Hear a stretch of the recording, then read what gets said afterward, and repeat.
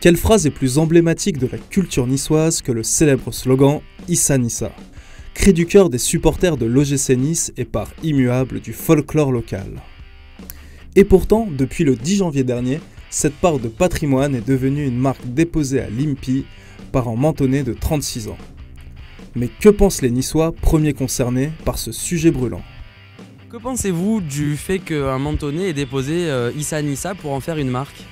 Je pense que c'est un monsieur qui se fait de l'argent sur le dos des autres. Voilà, bien sûr, lui, il n'est pas du tout niçois. Hein, et voilà, moi je suis moitié niçois, mais je suis niçois de cœur. Je trouve ça assez malheureux. Bon, ça n'empêchera pas tous les gens de dire Issa Nissa juste pour le mettre sur un t-shirt pour faire de l'argent. Bon, il dit que c'est pas pour faire de l'argent, je connais pas, mais enfin je trouve ça assez regrettable.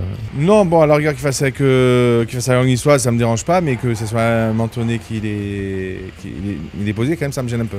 Et face aux critiques plus acerbes les unes que les autres, nous avons demandé le point de vue du plus féroce défenseur de la culture niçoise, Philippe Vardon, président et porte-parole de Nissa Rebella et chef de file du mouvement identitaire en France. Pour moi, m'imaginer que quelqu'un puisse se dire comme ça qu'on va confisquer une part de patrimoine, confisquer une part de mon héritage, de ma langue pour en faire comme ça une marque commerciale, c'est juste, à mes yeux, grotesque. On n'achète pas l'identité, on n'achète pas la mémoire, on n'achète pas l'enthousiasme, on n'achète pas la passion. J'ai hâte de voir un petit peu comment ça va se passer, parce que je vous avoue que la seule chose dont cette histoire me donne envie, c'est de lancer une série de t-shirts avec marqué dessus Issa Nissa. J'aimerais bien me retrouver devant un tribunal avec l'ami Guignolo qui va venir m'expliquer que ça lui appartient à moi.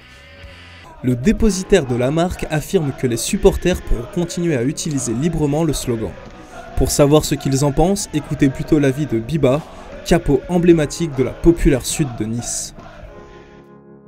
En faisant ça, il essaye de s'éviter, je pense, des problèmes avec les supporters, avec la population en général. Aujourd'hui, il n'y a personne qui comprend. On en parle là, on parle de la populaire sud, mais même dans la vie de tous les jours, quand on parle dans la rue, les gens ne comprennent pas. Et ouais, s'il fait des t-shirts, quoi, c'est clair qu'on n'ira pas lui acheter.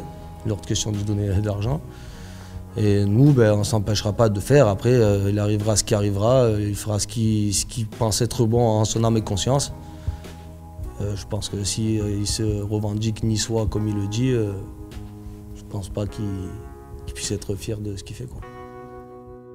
Car nous sommes vraiment ici face à un cas de conscience qui pourrait devenir jurisprudence.